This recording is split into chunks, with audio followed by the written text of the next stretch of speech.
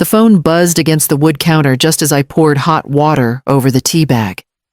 I glanced at the clock on the microwave, 6:03 a.m. I almost didn't answer, but I recognized the number. Building security. Ms. Hawthorne. The guard's voice was low, hesitant. Your son is here.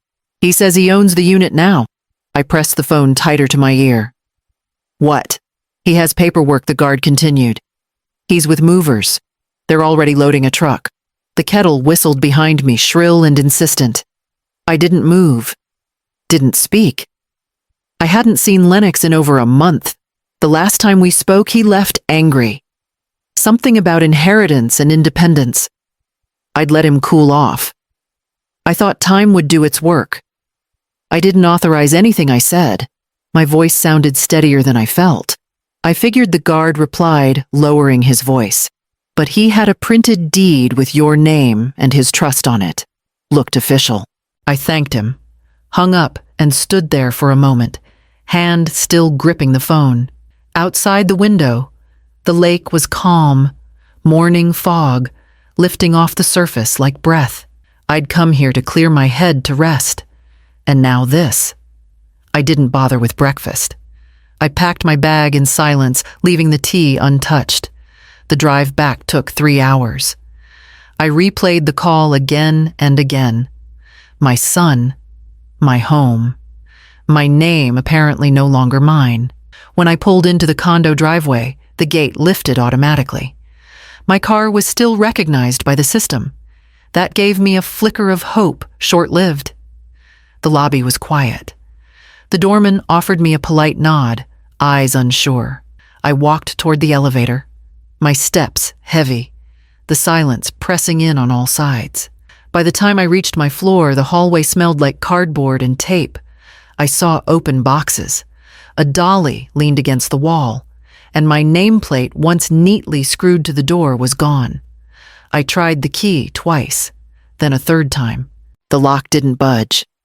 The hallway was quiet, but I could hear something inside. Voices, footsteps, the drag of furniture across tile. I knocked once, firmly. A pause.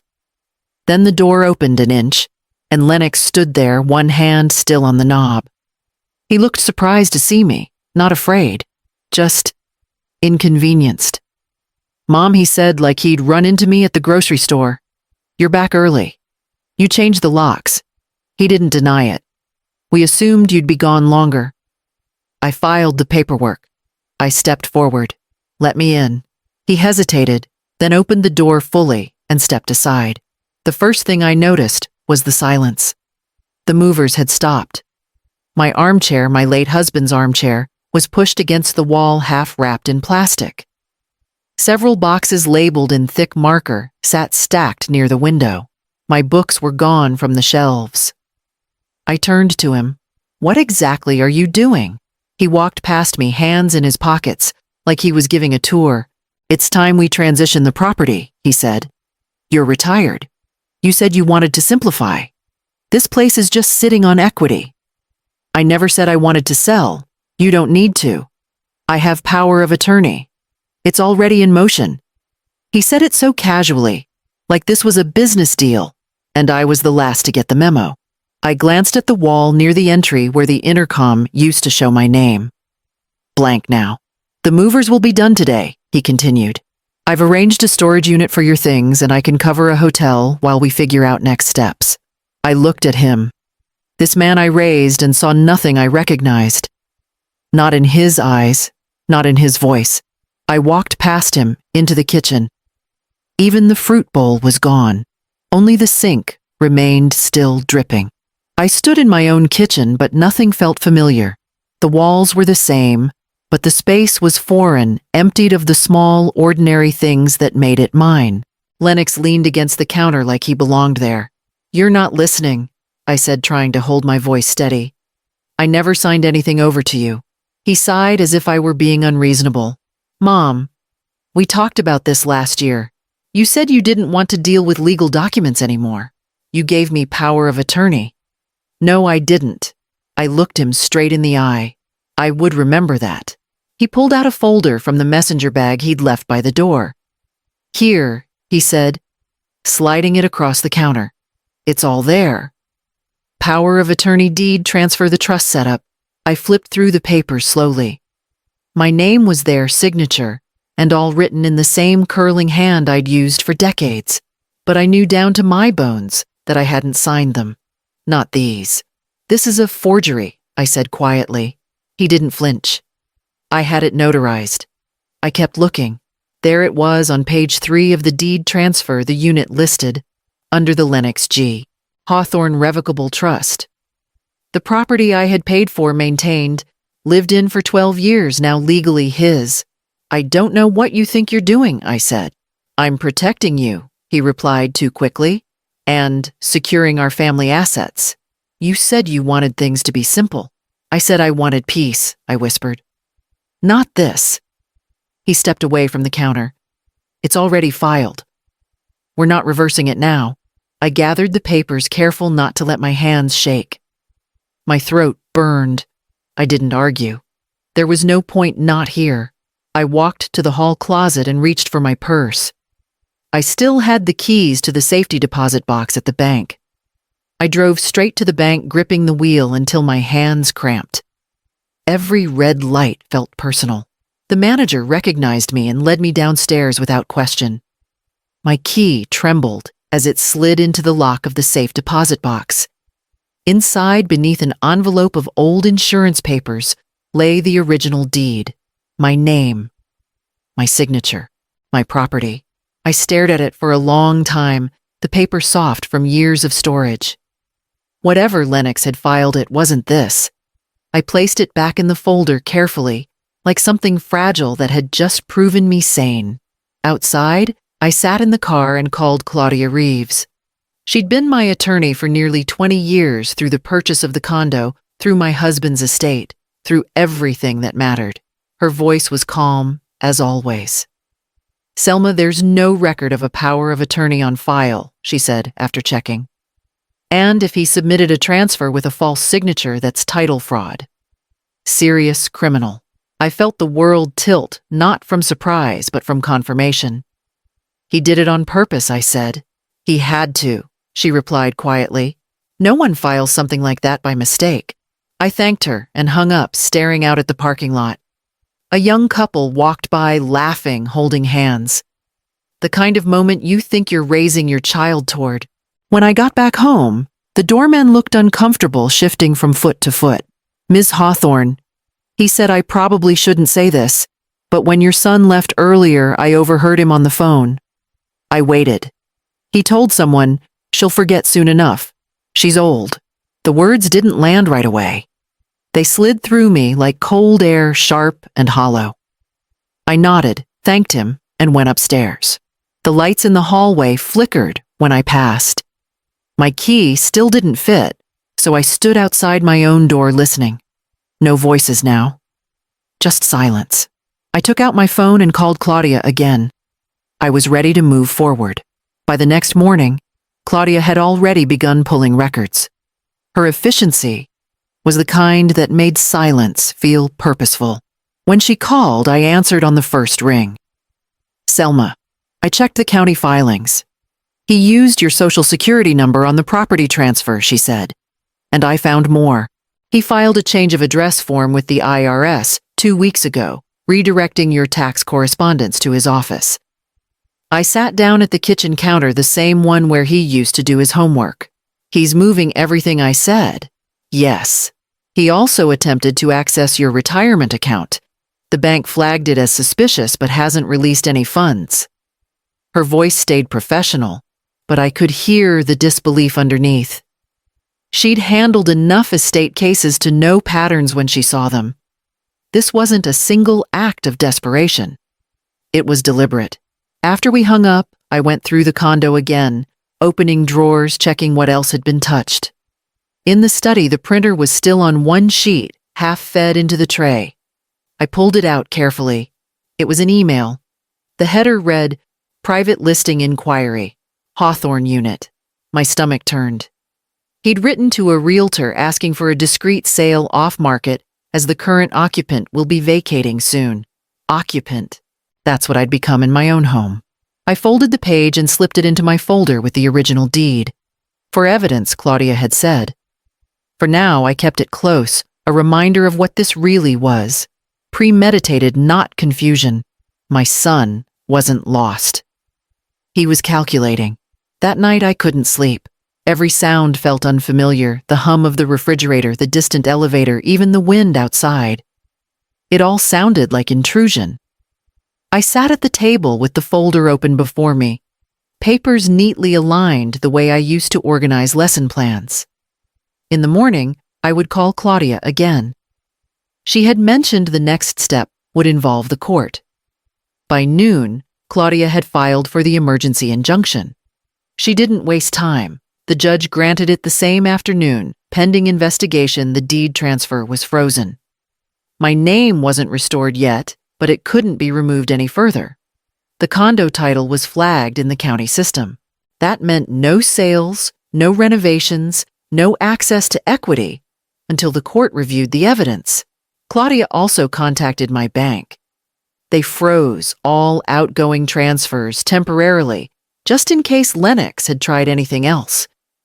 I hadn't seen him since the confrontation in the kitchen, but that didn't mean he'd stopped acting. The condo board called a special session. Claudia attended with me, documents in hand. I didn't speak. I didn't need to.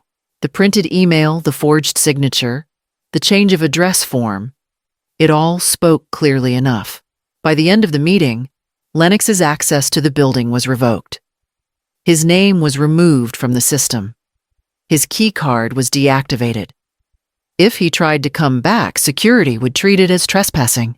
That evening, the movers returned not to pack more of mine, but to remove what was his.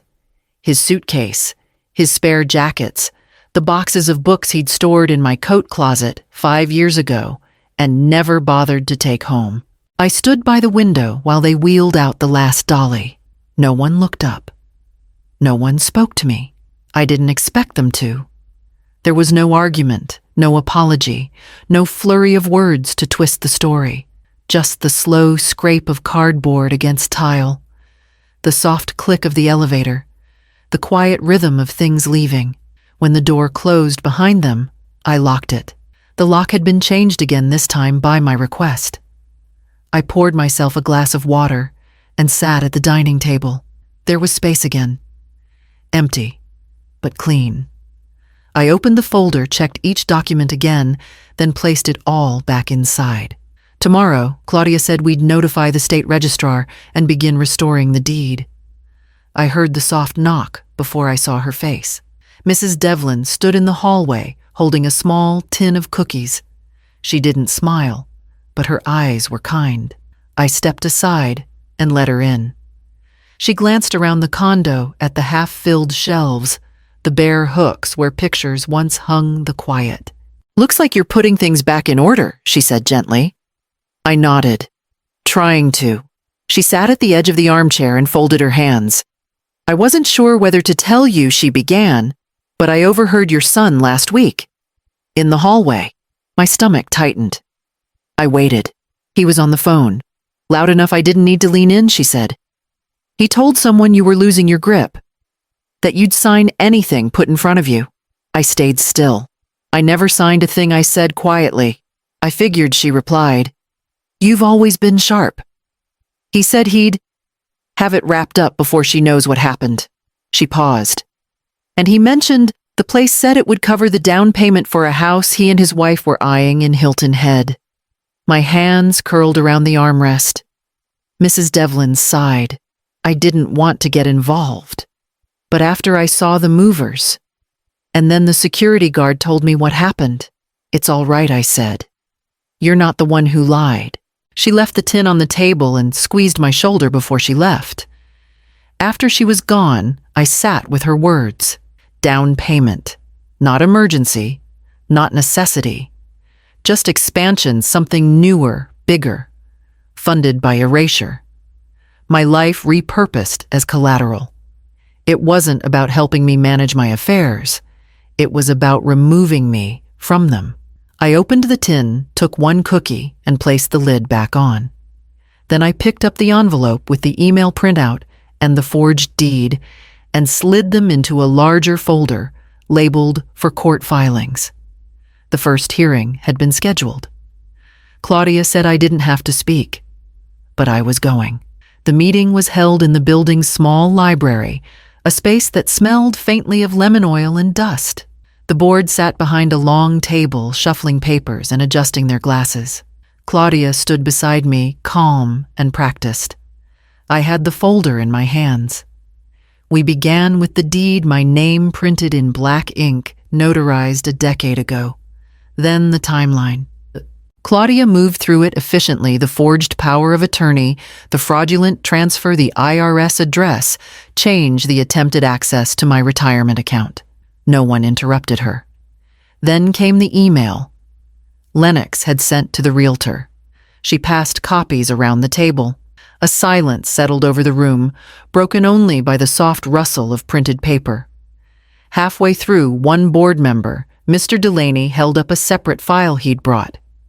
He also submitted renovation permits 2 weeks ago, he said, voice tight. Kitchen overhaul, flooring, even balcony doors. All signed under his trust's name, not hers. No one said anything for a moment. Someone exhaled sharply. The board chair turned to me. Ms. Hawthorne, you were unaware of any of these filings. I was out of town when the first box was packed, I said. I came back to find my name gone from the buzzer. That was all. I didn't need to say more.